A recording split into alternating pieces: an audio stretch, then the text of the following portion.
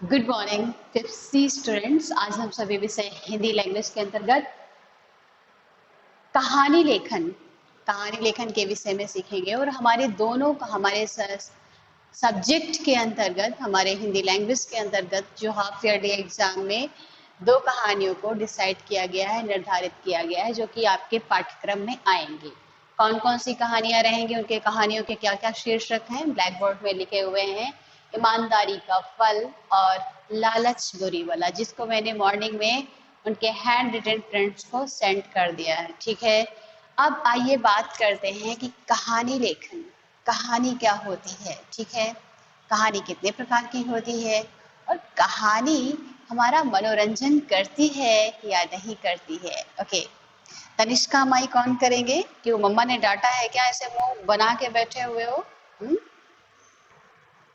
No ma'am, मम्मा ने नहीं डांटा, तो अच्छे से बैठेंगे क्लास में। ठीक है, ओके, खुश होके बैठेंगे। चलिए, अच्छे से बैठेंगे। ओके, तनिष्का, क्या आपने कभी कहानी सुनी है? आपके मम्मा पापा दादी नानी ने कहानी सुनाई है? ओके, आप सभी चिल्ड्रेन को, चाहे वो तनिष्का हो, इरम हो, अविका हो, आसमान हो, सभी को बचपन में कहानियां सुनना बहुत अच्छा लगता है। ठीक है, वो अब बात आती है कि कहानियां हमारा किस तरीके से मनोरंजन करती हैं।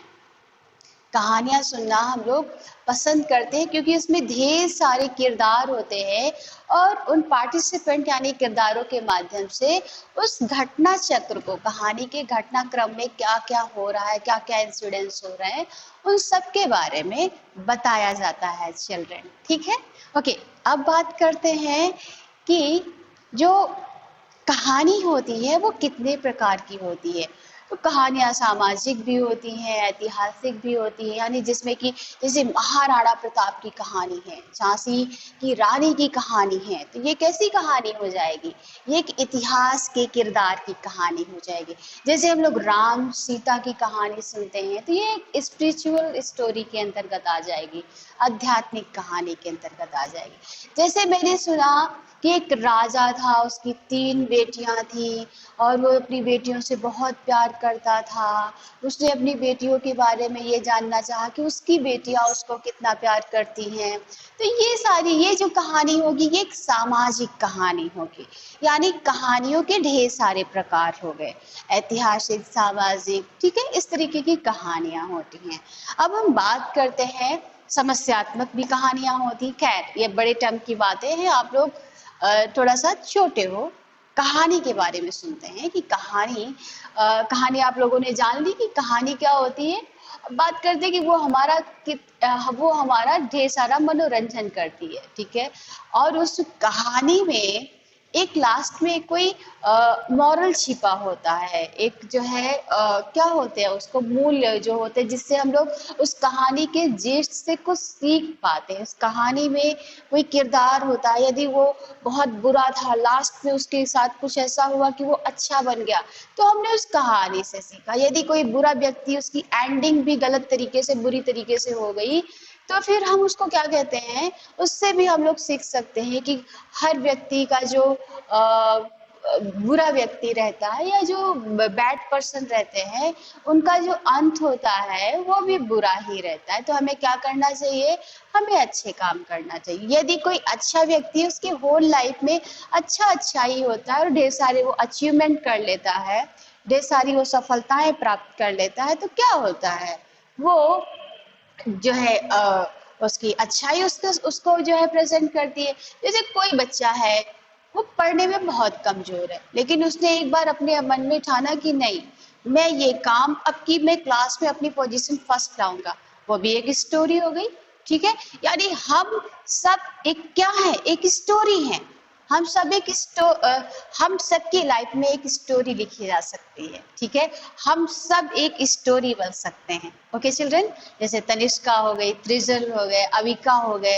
ये जब सपोज दैट अविका एक बहुत बड़ी सी जज बन जाए, या फिर तनिष्का बहुत बड़ी सी डॉक्टर बन जाए, या त्रिजल एसडीएम बन जाए, तो एक होगी ना स्टोरी कि त्रिजल पढ़ने में बहुत कमजोर थे, लेकिन उन्होंने इतना हार्ड वर्क किया कि वो आगे चलकर एसडीएम बन गए। हो जाएगी ना एक स्टोरी। अविका का थोड़ा सा स्पीकिंग स्किल कम था, लेकिन वो आगे चलकर अपने स्पीकिंग स्किल को इतना ज्यादा इनहेंस किया कि वो आगे चलकर न्यूज रीडर बन गई। Yes, okay. न्यूज रीडर कौन बन पाते हैं? जिनका स्पीकिंग स्किल बहुत अच्छा होता है, ठीक है। ओके, ये तो थी ढेर सारी बातें कहानी से संबंधित की कहानियां, और फिर भी लास्ट में क्या बात करी, कहानियां हम सब में छुपी हैं, हम भी कहानी बन सकते हैं कोई बड़ा सा अचीवमेंट प्राप्त करके, ठीक है। यदि हम बहुत से अचीवमेंट कर लिए हैं, फिर हम थोड़ा सा बुरे काम करने लगे, बैड यानी बुराई की तरफ मुड़ गए, तो क्या होगा कि जो हमारे अचीवमेंट थे वो कम होते जाएंगे, लेस होते जाएंगे। तो दो तरीके से कहानियों के अंजाम होते हैं। ओके, चलिए अब अपने पाठ्यक्रम में यानी आपके सिलेबस में आने वाली जो कहानियां हैं उनकी बात करते हैं, ठीक है। पहली कहानी का नाम है चिल्ड्रन ईमानदारी का फल, ठीक है।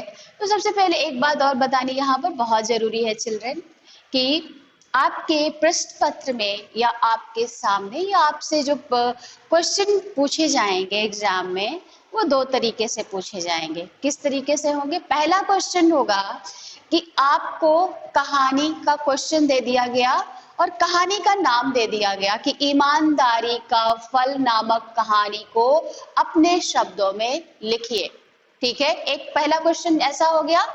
दूसरा क्वेश्चन या दूसरा प्रश्न इस तरीके से हो सकता है कि जो कहानी के पॉइंट्स दिए गए हैं, कहानी के पॉइंट्स जो दिए गए हैं वो वहां पर दिए रहेंगे, उनको एलेबरेट करके, उनको बढ़ा करके, उनको एक्सप्लेन करके लिखना होगा आपको, ठीक है। पहला क्या है? केवल स्ट्रेट फॉरवर्ड, केवल शीर्षक दिया रहेगा, देन उस कहानी को लिखना होगा। दूसरा क्या रहेगा? आपको वहां पर पॉइंट्स कहानी से रिलेटेड दिए रहेंगे, उन कहानी के पॉइंट्स को आपको एलेबोरेट करना रहेगा, ठीक है चिल्ड्रन। इतना समझ लिया कि क्वेश्चन फॉर्म कैसा होगा? दो तरीके का होगा। अब आते हैं अपनी कहानियों की बात करते हैं। कहानी, यस बेटा श्रेयांश बोलिए।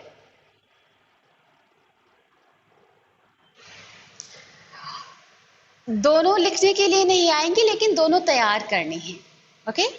दोनों में से कोई एक आएगी, लेकिन दोनों हमें तैयार करनी है, ओके। तो चलिए, अब मैं यहां से कहानी को जो बोलूंगी, जिस तरीके से मैं बोलूंगी उस तरीके से आपको सुनना है, ठीक है। मैं कहानी के पॉइंट्स को पढ़ूंगी और उस कहानी को मैं एक्सप्लेन भी करूंगी, ठीक है। तो पहला पॉइंट हम बात करते हैं ईमानदारी का फल नामक कहानी के बारे में, ठीक है। आप लोगों ने बचपन में भी और अभी भी आपके पेरेंट्स या आपके जो है जो ग्रैंड पेरेंट होते हैं वो आपको कहानी सुनाते होंगे, ठीक है। ईमानदारी का फल, ईमानदारी का फल में एक जो है लकड़हारा होता है। लकड़हारा उससे बोलते हैं चिल्ड्रन जो लकड़ी काटकर अपनी जीविका चलाते हैं, जंगल में लकड़ी काटते हैं, फिर उसको सेल करते हैं, जो उससे पैसा मिलता है वो उससे अपनी जीविका चलाते हैं, ठीक है। तो एक बार एक लकड़हारा था। मैं पॉइंट्स को पढ़ूंगी जल्दी से। अश्मन जो ईमानदारी का फल नामक कहानी है उसकी स्टार्टिंग करते हैं। उस कहानी के अंतर्गत आने वाला पहला पॉइंट आपको पढ़ना है, ओके। पहला पॉइंट आप जल्दी से पढ़ें। यस, एक लकड़हारा। स्टॉप कर दीजिए माइक।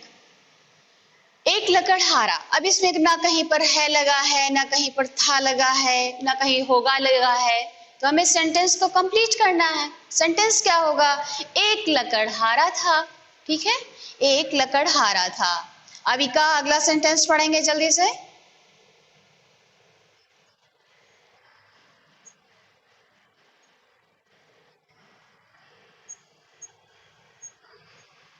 मैंने कहानी का पॉइंट पढ़ने के लिए बोला है, उसको एलेबरेट करने के लिए नहीं बोला है।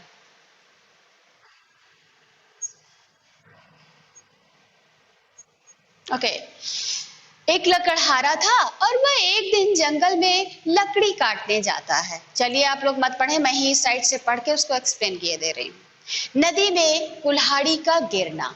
एक बार जो लकड़हारा था वह जंगल में लकड़ियां काटने गया, और जब वह लकड़ी काट रहा था तो उसकी कुल्हाड़ी जो है नदी में जाकर गिर गई, ठीक है।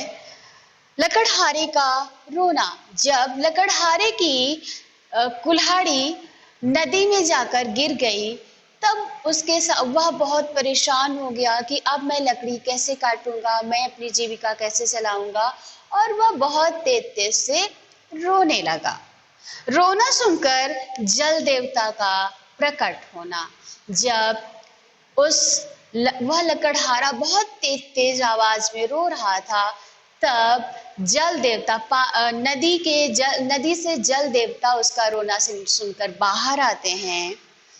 नदी से पहले सोने की कुल्हाड़ी निकालना, फिर चांदी की। ठीक है। जब लकड़हारे ने कारण बताया कि मेरी कुल्हाड़ी इस नदी में गिर गई है, जिसके कारण मैं रो रहा हूँ, अब मुझे चिंता हो रही है कि अब मेरी जीविका कैसे चलेगी, मैं पैसा कैसे कमाऊंगा, मेरा घर कैसे चलेगा। तब वो जो नदी के देवता रहते हैं, नदी के देवता जल के देवता पानी में जाते हैं और सबसे पहले वह सोने की कुल्हाड़ी लाकर प्रकट होते हैं, लेकर उसके लकड़हारे के समक्ष प्रकट होते हैं। लकड़हारे द्वारा ये कहा जाता है, जब जल देवता लकड़हारे से कहते हैं कि क्या ये कुल्हाड़ी आपकी है, तब लकड़हारा बहुत ही विनम्रता से कह देता है कि नहीं, यह कुल्हाड़ी मेरी नहीं है। फिर पुनः जल देवता द्वारा पानी के अंदर जाया जाता है और वह पुनः जो है चांदी की कुल्हाड़ी को लेकर प्रकट होते हैं। देन श्रेय अपना कैमरा ऑफ कर दीजिए और उसको मूवमेंट करना स्टॉप कर दीजिए। ओके, सो लकड़हारा उसके समक्ष जल देवता फिर से चांदी की कुल्हाड़ी लेकर प्रकट हो जाते हैं। लकड़हारे से पुनः पूछते हैं फिर से कि क्या ये आपकी है, तो लकड़हारे द्वारा फिर से विनम्रता पूर्वक हाथ जोड़कर मना कर दिया जाता है कि नहीं जल देवता, ये हमारी कुल्हाड़ी नहीं है। पुनः जल देवता जल में जाते हैं और पानी के अंदर जाते हैं और फिर से वह लोहे की कुल्हाड़ी लेकर प्रकट होते हैं। लकड़हारा अपनी लोहे की कुल्हाड़ी को देखकर बहुत ज्यादा खुश हो जाता है और वह कहता है कि यही मेरी कुल्हाड़ी है, यानी लोहे की कुल्हाड़ी को वह देखकर बहुत खुश हुआ। इसके पहले जो सोने और चांदी की कुल्हाड़ी थी, उसको उसने बहुत ही विनम्रता पूर्वक अनुरोध करते हुए उसने जल देवता से कहा कि ये मेरी कुल्हाड़ियां नहीं हैं। इसकी इन बातों पर, यानी लकड़हारे की इन बातों पर जो जल देवता होते हैं वो बहुत ज्यादा प्रसन्न हो जाते हैं। जल देवता का प्रसन्न होना, जल देवता लकड़हारे की बात सुनकर की ईमानदारी को देखकर बहुत ज्यादा प्रसन्न हो जाते हैं। तीनों कुल्हाड़ियां लकड़हारे को दे देना। जो सोने चांदी और लोहे, उसकी जो खुद की जो कुल्हाड़ी थी वो लकड़हारे को तीनों ही पुरस्कार स्वरूप जो है जल देवता दे देते हैं। क्यों दे देते हैं? क्योंकि उसने बहुत ही ईमानदारी के साथ जब सोना और चांदी की कुल्हाड़ी ने भी उस लकड़हारे को अपनी तरफ आकर्षित नहीं किया था। उसने बड़ी ही ईमानदारी से जब उसकी लोहे की कुल्हाड़ी आई तब उसने कहा कि यही मेरी कुल्हाड़ी है। ओके चिल्ड्रन, तो यहाँ पर थी ये हमारी पहली कहानी। इंटरेस्टिंग लगी आप लोगों को? हालांकि इसके पहले भी आप लोगों ने सुनी होगी। चलिए अगली कहानी की बात कर लीजिए चिल्ड्रन। नेक्स्ट कहानी की। यस अश्वन बोलिए। यस रिजल बोलिए।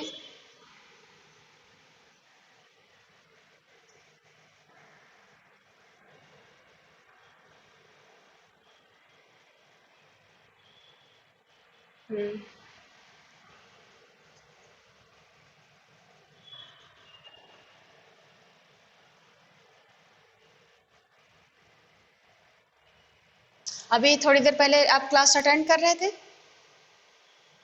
यस और नो? मैंने मैंने आपको क्या बताया था? सभी को आवाज करेक्ट कर रही थी? तो इतना ना ही मेरा टाइम वेस्ट करिए इट्स रिजल्ट, और ना अपना टाइम वेस्ट करिए इस क्वेश्चन को पूछकर, ठीक है।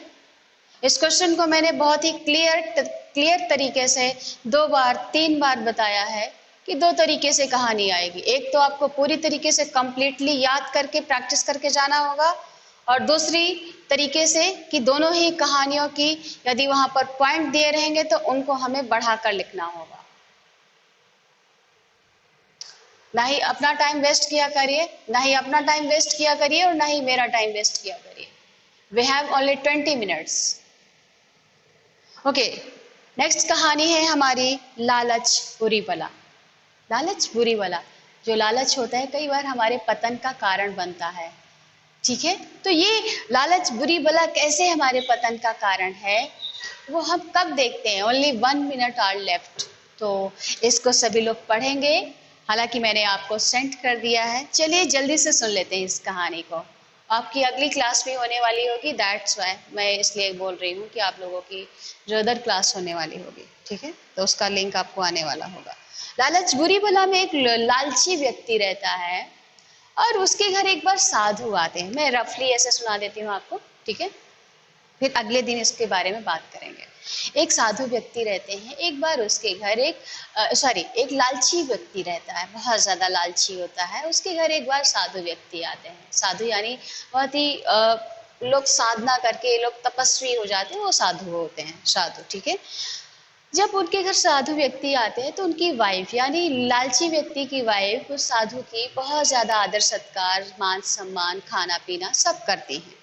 और वह जो साधु रहते हैं वो जब उनका आदर सत्कार बहुत ज्यादा किया जाता है उससे वो बहुत ज्यादा खुश हो जाते हैं, बहुत ज्यादा प्रसन्न हो जाते हैं, जिसके कारण वह एक ऐसी मुर्गी देते हैं जो कि प्रतिदिन यानी एक दिन में 1 सोने का अंडा देती थी।